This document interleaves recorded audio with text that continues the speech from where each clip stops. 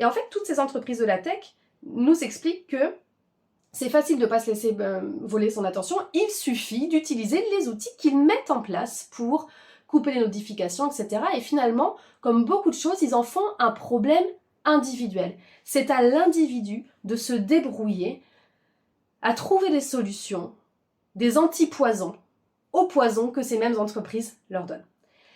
Et il explique très bien ça, à quel point en fait c'est un enjeu qui est beaucoup plus large, qui est beaucoup plus systémique et que la réponse individuelle n'est pas suffisante.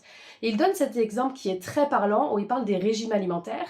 Pourquoi est-ce que 19 personnes sur 20 qui font un régime amincissant reprennent leur poids dans les 2 ans? C'est parce qu'un régime ne tient jamais compte des dimensions environnementales et systémiques. Un régime qui explique quoi manger ne parle jamais du fait qu'il y a des publicités pour de la malbouffe partout et qu'elles sont beaucoup plus attractives que des publicités qui sont d'ailleurs inexistantes, pour le manger sain.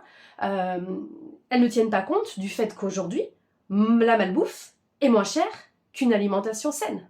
Elle ne tient pas compte, ces régimes, du fait qu'il y a beaucoup de gens qui mangent leurs émotions, qui mangent parce qu'ils sont stressés et qui stockent aussi à cause de ça, et qu'on est dans un environnement de plus en plus stressant. Et donc, pour l'attention, c'est exactement la même chose. Et j'ai plus envie de jouer à ce jeu-là.